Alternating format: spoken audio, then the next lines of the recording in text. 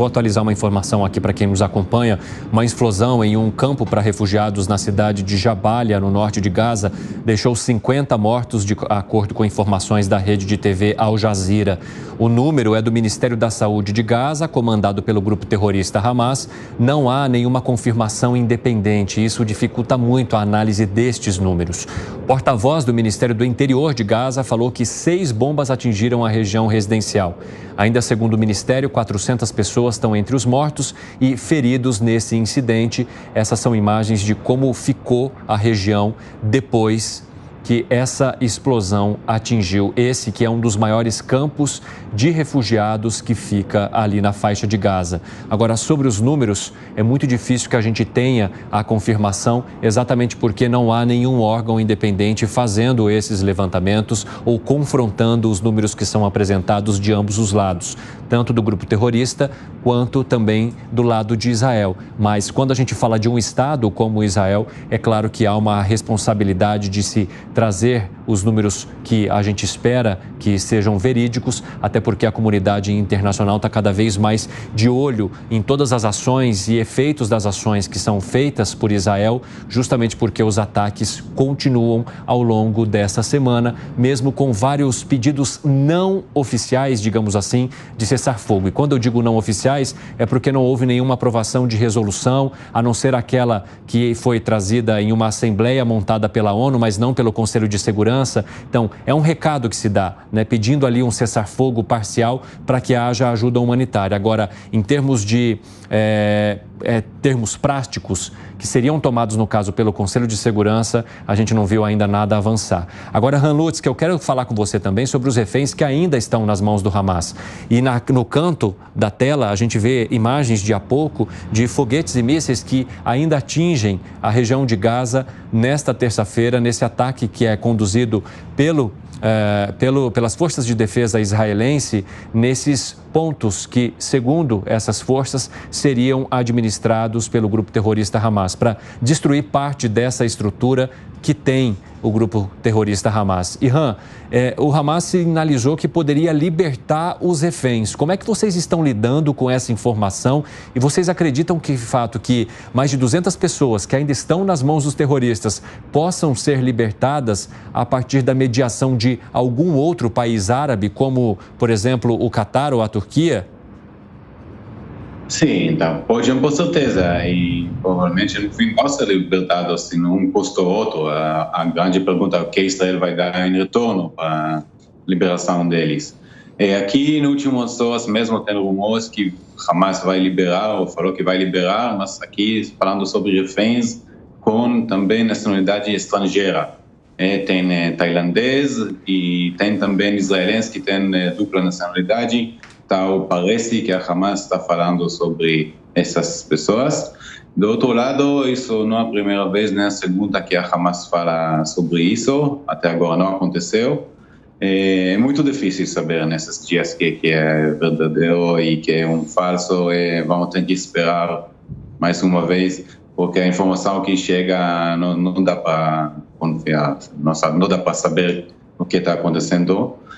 Acho que Israel está tentando, isso também, ministros de Israel falam em maneira aberta, que Israel está tentando fazer mais pressão sobre Hamas, até que ele vai entender que ele precisa liberar reféns para ganhar um cessar-fogo ou para ganhar qualquer outro tipo de alívio, vamos dizer.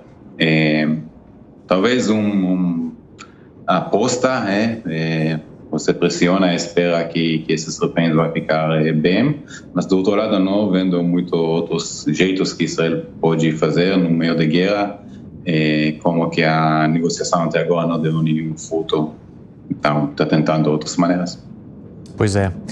Bom, nesse momento, explosões ainda atingem a faixa de Gaza nessa operação conduzida por Israel, que confirmou que atacou, de fato, esse campo de refugiados em Gaza para matar líderes do Hamas. O que trazem as autoridades israelenses sobre essa explosão em Jabalia que a gente está contando para vocês? E a gente tem essa resposta agora, que ali foi necessário eliminar um comandante do Hamas envolvido no ataque a Israel no dia 7 de outubro, daquele movimento islamita palestino contra Israel. Israel. E ele coloca o seguinte, a autoridade que está representando esse comunicado que foi enviado agora, né? Sua eliminação foi executada como parte de uma ampla ofensiva contra terroristas e contra as infraestruturas terroristas do Hamas, que havia tomado o controle de vários prédios civis da cidade de Gaza.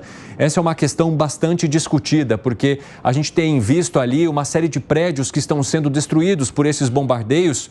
Olha só as imagens que a gente tem para você que nos acompanham aqui, no 3 em 1 nesse momento, né? Vários foguetes que vão atingindo o território de Gaza e outras explosões daqueles que já caem nessa área. E aí, segundo as forças de defesa israelense, são vários prédios de civis, mas que foram tomados para a atuação do Hamas.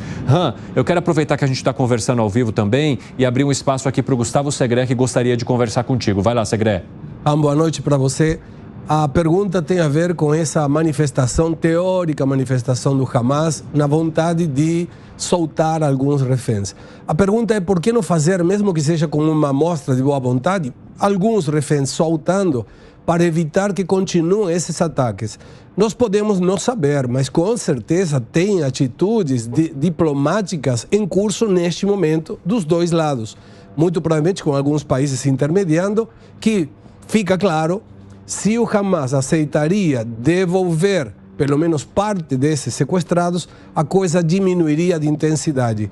A pergunta é, por que você interpreta que isso não está acontecendo? Ou seja, o Hamas menciona que vai soltar, mas até agora, nada. Sim, primeiro, eu não sei o que está acontecendo. Pode ser muito possível, muito lógico o que você falou, que está acontecendo conversa toda hora entre Israel e Catar, e Turquia, e Egito, e com eles a Hamas, para chegar a algum acordo. Imagino que não funcionou até agora, porque o custo, as demandas da Hamas, provavelmente era muito mais o que Israel pode dar, ou quer dar. Eu não sei exatamente o que foi. Aqui falou alguns dias atrás que a Hamas pediu um cessar-fogo de 5 dias, que Israel não aceitou. Mas tudo vem de fontes não oficiais, sabe? Muito interesse essas coisas. Mas nós sabemos também que nesse fim de semana o chefe do Mossad de Israel foi em Catar. Isso com certeza tem alguma coisa a ver com a situação e com os reféns.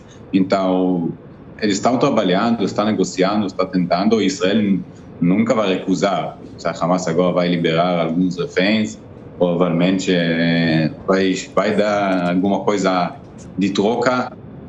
Israel quer todos os reféns de volta em um jeito ou outro, não importa como eles chegam vivos e saudáveis. Muito obrigado por enquanto. Daqui a pouco a gente vai conversar mais ao vivo. Quero agradecer também a tua audiência nesta terça-feira, a nossa audiência interessada nessa cobertura que a gente está fazendo de mais um dia de ataques de Israel contra a faixa de Gaza.